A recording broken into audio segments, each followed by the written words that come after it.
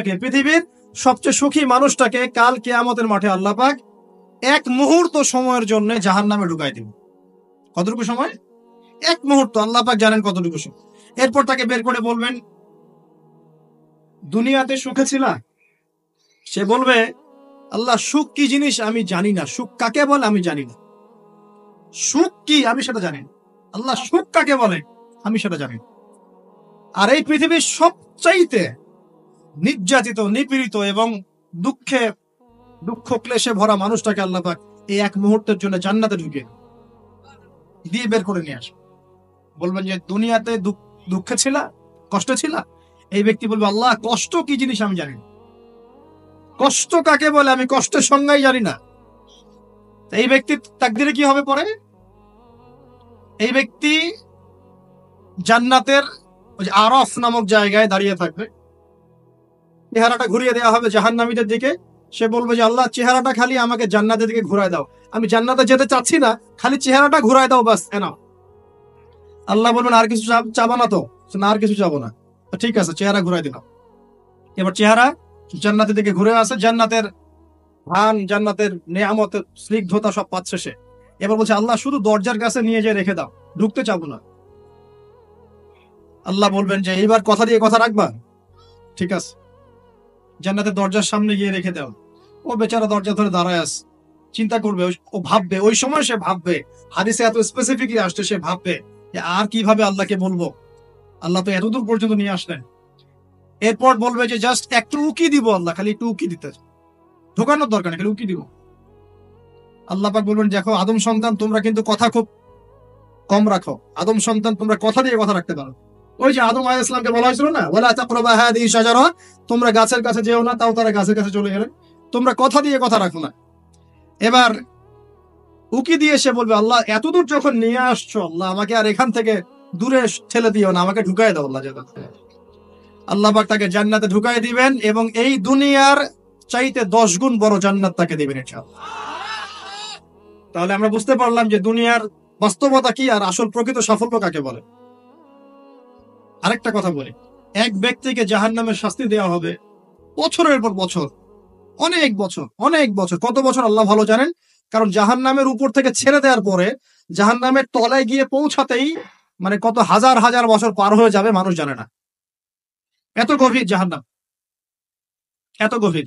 আমরা তো এখন নাসাকে ইলাহ বানিয়ে নিয়েছি, নাসা যা বলে তাই বিশ্বাস করি।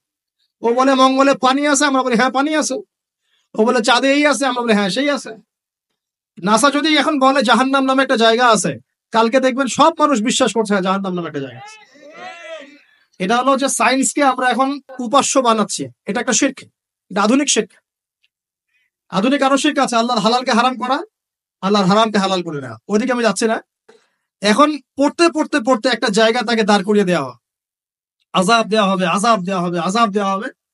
এক পর্যায়ে সে চিৎকার করতে থাকবে, ইয়া মান্নান ইয়া হান্নান, ইয়া মান্নান ইয়া হান্নান। এভাবে চিৎকার করতে করতে, এগুলো আল্লাহ পাকের নাম।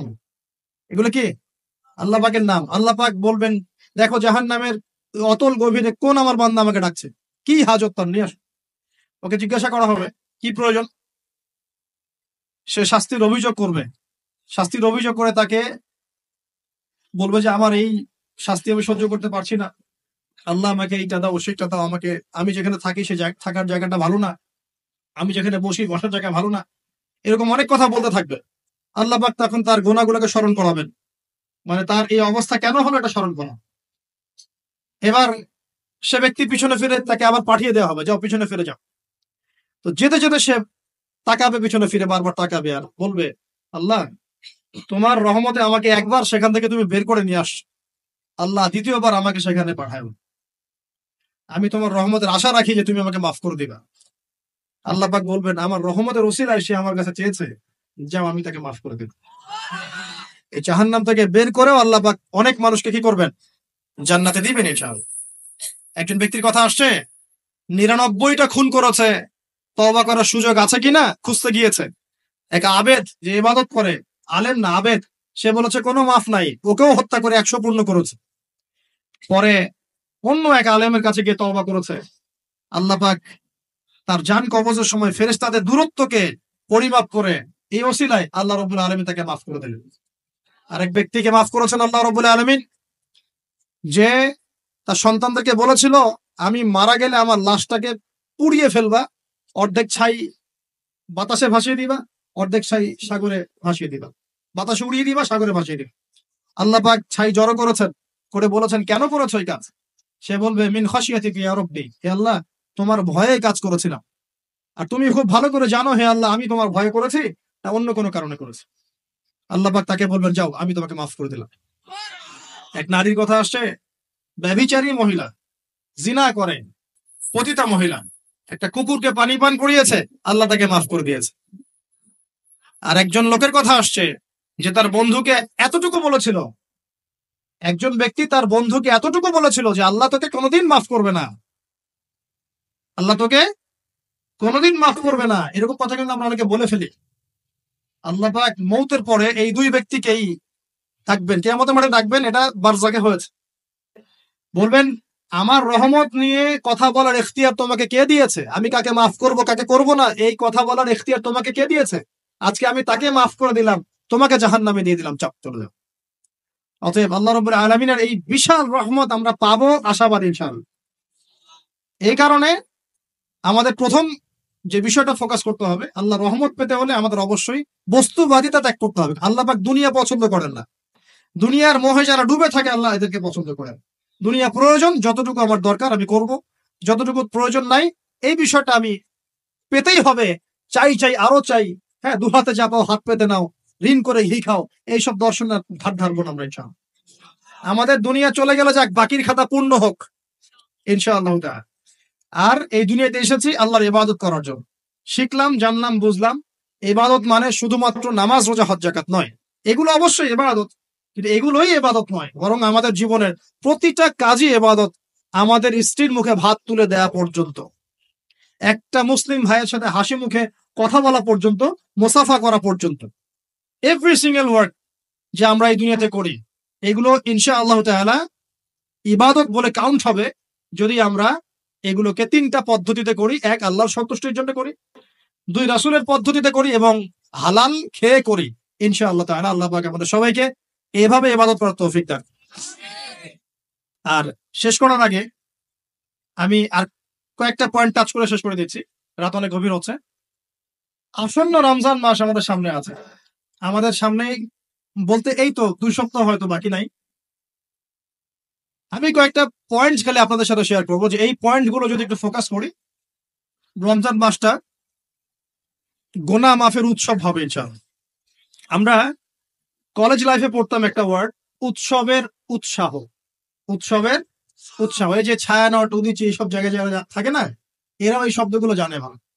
উৎসবের উৎসাহ, ওরা বলে যে জাগতে হবে রাত আলো জেলে রেখে উৎসবের উৎসাহে, মানে রাত জাগতে হবে আলো জেলে রেখে উৎসবের উৎসাহে। আমাদের এই দুনিয়ার জীবনের হায়াত কিন্তু খুব লম্বা না, খুব লম্বা কি 60 থেকে 70, এর মধ্যে আল্লাহ পাক কিছু উৎসবের উৎসাহ দিয়েছেন।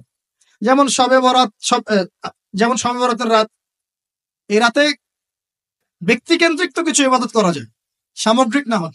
এই রাতে আল্লাহ পাক সবাইকে মাফ করে, 2 শ্রেণীর মানুষ বাদ দিয়ে, মুশরিক, মুশাহিদ, শিরক করে যারা, হিংসা বিদ্বেষ পোষণ করে যারা, এদের বাদ দিয়ে। শাবান মাস বেশি বেশি নবী রোজা রাখতেন, আরাফার দিন, আশুরা, মুহররম, জিলহজ মাসের প্রথম 10 দিন, কিছু উৎসবের উৎসাহ আল্লাহ দিয়েছেন, তাই নয়? সবচেয়ে বড় উৎসব কোনটা বলেন তো? এই যে রমজান মাস। এখন এই মাসে আলো জ্বালা থাকবে উৎসবের উৎসাহে। কিভাবে? প্রথম কথা বলি, দুনিয়াবি বাজার ঘাট, শপিং টপিং যা যা আছে আগে ভাগে এই কয়দিনে করে ফেলেন, যাদের সামর্থ্য আছে। যাদের সামর্থ্য নাই তারা, আমি বলেছি, প্রজেক্ট করতে হবে, সোশ্যাল প্রজেক্ট। আমরা সামর্থ্যবানদের টাকাগুলোকে কিছু সৎ মানুষ কালেক্ট করবেন, করে যাদের সামর্থ্য নাই তাদের ঘরে মাসের বাজার পৌঁছে দিবেন। করা যাবে না ইনশাল্লাহ? আমরা যারা এসব জায়গায় থাকি আমরা মনে করি সোসাইটির সবাই এমন, সোসাইটির সবাই এমন নয়। অনেক মানুষ হয়তো খেয়ে পরে থাকতে পারে না, সবাই আমাদের মতো খায় না। আমরা 10টা আইটেম নিয়ে বসে খেতে, অনেকের আলু ভর্তা জোটে না, আচ্ছা না? আমরা আমাদের যাকাত, আমাদের ওসর, আমাদের ফিতরা, আমাদের সাদাকাতুল ফিতর, আমাদের সাদাকা এবং ইফতারের প্রজেক্ট গুলোকে সুন্দর করে প্যাকিং করে 1 মাসের বাজার করে দেওয়ার ক্ষমতা আমাদের নাই। একজন করে পরিবারের দায়িত্ব নেওয়ার ক্ষমতা আমাদের নাই। আপনি একটা নেন, আপনি একটা নেন, আপনি একটা নেন, আপনি দুইটা নেন, আপনি পাঁচটা নেন। দেখবেন ইনশাআল্লাহ তাআলা যখন আমরা খাবার ভাগাভাগি করে খাবো, ইনশাআল্লাহ সমাজে দারিদ্রতা কমে যাবে ইনশাআল্লাহ। কি উন্নতি, কি সবার মধ্যে সম্প্রীতি ছড়িয়ে দেওয়া উন্নতি, সবার মধ্যে এই যে ভালোবাসা ছড়িয়ে দেওয়াটা কিন্তু সমাজের উন্নতি। উন্নতি মানে আমরা আসলে কি বুঝি? খালি কনস্ট্রাকশন নির্মাণ করার উন্নতি? সবার মধ্যে সম্প্রীতি ছড়িয়ে দেওয়াটা উন্নতি। আগে রমজানের প্রিপারেশন নেন, এটা গেল একটা পারিবারিক ইকোনমিক প্রিপারেশন। আধ্যাত্মিক প্রিপারেশন কি? হুট করে রমজান মাসে গিয়ে সব এবাদত একসাথে ধরা যায় না। এই কারণে এখন থেকেই নামাজ, তেলাওয়াত, তাফসির পড়া, একটু তাহাজ্জুদ, চারটার নামাজ, ইশরাকের নামাজ, জিকির আজগার, এগুলো একটু ধরার চেষ্টা করি, কিন্তু রমজান মাসে গিয়েই আমি একদম যেন মোমেন্টামটা যেন ধরতে পারি ইনশাআল্লাহ। আল্লাহ পাক তৌফিক দান করুন। 3 নাম্বার হচ্ছে অপচয় করবো না রমজান মাসে। অনেকদিন বলছি 5টা খেজুরে যদি ইফতার হয়ে যায়, 6 নাম্বার খেজুর আপনার খাওয়ার দরকার নাই, আপনি দান করে দেন। 2টো জামা দিয়ে ঈদ হয়ে যাচ্ছে, 4টা জামা কেনার দরকার নাই, বাকি 2টো দান করে দেন। আপনার পরিবারের জন্য যদি 30 কেজি চাল যথেষ্ট হয়, 40 কেজি কেনার দরকার নাই, বাকিটা দান করে দেন। বহু মানুষ রমজান মাসে ইফতার করবে, ইফতার করে আল্লাহর কাছে বদদোয়া করবে, দেখে নিয়েন, বলবো যে আল্লাহ আমি ইফতার করার খাবারটুকু পাচ্ছি না। পুরো বিশ্বের ইকোনমিক অবস্থা কিন্তু সুবিধার না। আস্তে আস্তে আমাদের এগুলো বুঝতে হবে। আল্লাহ পাক আমাদেরকে শুধু কোরআন তেলাওয়াত করলেই তো হবে না, এগুলো অর্থ তো বুঝতে হবে। কোরআন হাদিস দিয়ে বিশ্বটাকে তো ডিল করতে হবে, হবে কি না? আল্লাহ তৌফিক এনায়েত করুন। অপচয় না করি। আর রমজান মাস আসার আগেই আল্লাহর ওয়াস্তে সবার ঘরে ঘরে কোরআন এবং কোরআনের তাফসির কেনা চাই। এই রমজান মাস আমরা কোরআন পড়ে শেষ করে দেবো ইনশাআল্লাহ। রমজান মাসের সবচেয়ে ইম্পর্টেন্ট জিনিসটা কি বলেন তো? কোরআন নাজিল হওয়া। শাহরুর রমাদানাল্লাযী উনজিলা ফীহিল কুরআন। রমজান সেই মাস যে মাসে কি নাজিল হয়েছে? কোরআন। অতএব সবচেয়ে ইম্পর্টেন্ট পার্ট রমজানের কোরআন। যারা কোরআন তেলাওয়াত করতে জানি না, পড়া শিখবো, রাজি আছি ইনশাআল্লাহ? রমজান মাসের পুরো 30 দিন আমরা কোরআন তেলাওয়াত করা শিখবো ইনশাআল্লাহ। স্থানীয় ইমাম থাকতে পারেন, টিচার থাকতে পারেন, অনলাইনে শিখতে পারেন, অফলাইন কোর্স করতে পারেন, যেভাবে হোক আপনাকে শিখতে হবে। এর পাশাপাশি যারা হাফেজ এবং আমরা টুকটাক যারা আরবি বুঝি, আমাদের প্রতি নসিহত হচ্ছে রমজান মাসে 30 দিনে প্রতিদিন 1 পারা করে আমরা তাফসির পড়বো। 30 দিন 30 পারা শেষ ইনশাআল্লাহ। পারা যাবে ইনশাআল্লাহ। রমজান মাসে আর কি কাজ করব? তারাবি সালাত জামাতে পড়ার চেষ্টা করব। আর যে তারাবি জামাতে পড়বে সে 5 ওয়াক্ত নামাজ তো অবশ্যই জামাতে পড়তে হবে।